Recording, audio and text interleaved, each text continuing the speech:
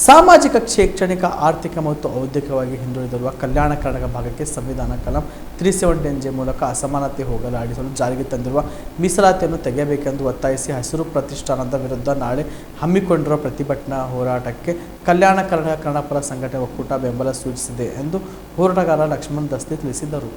ಕಲಬುರಗಿ ನಗರದ ಪತ್ರಿಕಾ ಭವನದಲ್ಲಿ ಏರ್ಪಡಿಸಿದ ಸುದ್ದಿಗೋಷ್ಠಿಯಲ್ಲಿ ಮಾತನಾಡಿದ ಅವರು, ದಿವಂಗತ ವೈಜನಾಥ್ ಪಾಟೀಲ್, ಕೆ.ಬಿ. ಶಾಣಪ್ಪ ಅವರು ಸೇರಿದಂತೆ ಹಲವಾರು ಸಂಘಟನೆ ಹೋರಾಟ ಮತ್ತು ಡಾಕ್ಟರ್ ಮಲ್ಲಿಕಾರ್ಜುನ ಖರ್ಗೆ, ದಿವಂಗತ ಧರ್ಮಸಿಂಗ್ ಅವರ ಪರಿಶ್ರಮದಿಂದ ಈ ಭಾಗಕ್ಕೆ ದಕ್ಕಿರುವ ಮೀಸಲಾತಿಯಿಂದ ರಾಜ್ಯದ 24 ಜಿಲ್ಲೆಗಳಲ್ಲಿ ಅನ್ಯಾಯವಾಗುತ್ತಿದೆ ಎಂದು ಆರೋಪಿಸಿ ಹಸಿರು ಪ್ರತಿಷ್ಠಾನ ನಡೆಸುತ್ತಿರುವ ಪ್ರತಿಭಟನೆಯು ರಾಜ್ಯ ಒಡೆಯುವ ಹೋರಾಟವಾಗಿದೆ. ಆದ್ದರಿಂದ ಸರ್ಕಾರ ತಕ್ಷಣವೇ ಆ ಸಂಘಟನೆ ರದ್ದುಗೊಳಿಸಬೇಕೆಂದು ಆಗ್ರಹಿಸಿದರು. ನಾಳೆ ನಡೆಯಲಿರುವ ಪ್ರತಿಭಟನೆಗೆ ಕನ್ನಡಪರ ಸಂಘಟನೆ ಸೇರಿದಂತೆ ಹಲವಾರು ಶೈಕ್ಷಣಿಕ ಕೇಂದ್ರಗಳು ಸಹ ಬೆಂಬಲಿಸಲಿವೆ ಎಂದು ತಿಳಿಸಿದರು.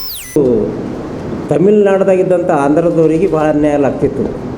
ರಾಮುಲೂರು MLA ಅವರು ಅಮರಣ ಉಪವಾಸ ಕೂತಿದ್ರು. ಏನಂದ್ರೆ ನಮಗೆ ತಮಿಳರಿಂದ ಅನ್ಯಾಯ ಆಗ್ತದೆ, ಪ್ರತ್ಯೇಕ ರಾಜ್ಯ ಬೇಕು ಅಂಥೇಳಿ ಅಮರಣ ಉಪವಾಸ ಕುಂತು ಅವರು ಸತ್ತು ಹೋದರು.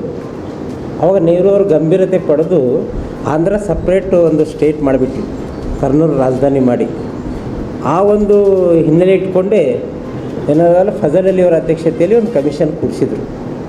ಆ ಫಜಲ್ ಅಲಿ ಅವರು ಗುಲ್ಬರ್ಗ, ಬೀದರ್ ಎಲ್ಲ ಇಂಡಿಯಾ ಕಡೆ ಎಲ್ಲ ಹೋದಾಗ, ಗುಲ್ಬರ್ಗ, ಬೀದರ್, ರಾಯಚೂರು, ಕೊಪ್ಪಳ ಎಲ್ಲ ಕಡೆ ಬಂದಾಗ ನಮಗೇನು ಹೇಳಿದ್ರು, ನೀವು ಹೈದರಾಬಾದ್ ಸ್ಟೇಟ್ದಾಗ ಇರ್ತೀರಿ, ನೀವು ವಿಶಾಲ್ ಮೈಸೂರಾಗ ಸೇರ್ತೀರಿ ಅಂದರು. ಇಲ್ಲ, ನಾವು ಕನ್ನಡ ಮಾತಾಡೋ ಜನರು ಒಂದೇ ಕಡೆ ಇರಲಿ, ನಮ್ಮ ನ್ಯಾಯ ಸಿಗ್ತದೆ, ನಾವು ಕರ್ನಾಟಕದಾಗೆ ಸೇರ್ತೀವಿ ಅಂದರು.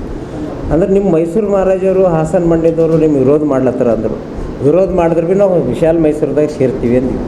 ಅವ್ರು ಕಂಡೀಷನ್ ಹಾಕ್ಯಾರ ನಿಮಗೆ, ಏನಂದ್ರೆ ಮೈಸೂರಮ್ಮ ಹೆಸರೇ ರಾಜ್ಯದ ಹೆಸರು ಇರಬೇಕು, ರಾಜಧಾನಿ ಬೆಂಗಳೂರು ಇರಬೇಕು ಅಂದರು.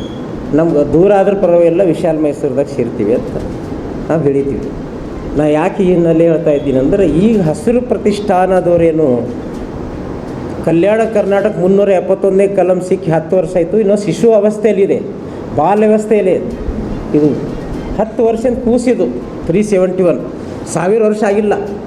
ಈ 10 ವರ್ಷದ ಕೂಸಿಗೆ 371ನೇ ಕಲಂ ಜಾರಿಯಾಗಲಿಂದ ಕರ್ನಾಟಕ ರಾಜ್ಯದ 24 ಜಿಲ್ಲೆಗಳಿಗೆ ಉದ್ಯೋಗದಲ್ಲಿ, ಶಿಕ್ಷಣದಲ್ಲಿ ಮತ್ತು ಅಭಿವೃದ್ಧಿಯಲ್ಲಿ ಅನ್ಯಾಯ ಆಗ್ತಾಯಿದೆ ಅಂಥೇಳಿ ಒಂದು ತಪ್ಪು ಕಲ್ಪನೆ, ತಪ್ಪು ಸಂದೇಶ ಏನದಲ್ಲ, ಬೆಂಗಳೂರಿನ ಕೆಲವು ಕುತಂತ್ರಿಗಳು ಹಸಿರು ಪ್ರತಿಷ್ಠಾನದವರು ಒಂದು ವಾತಾವರಣ ಎಬ್ಬಿಸ್ತಾ ಇದ್ದಾರೆ.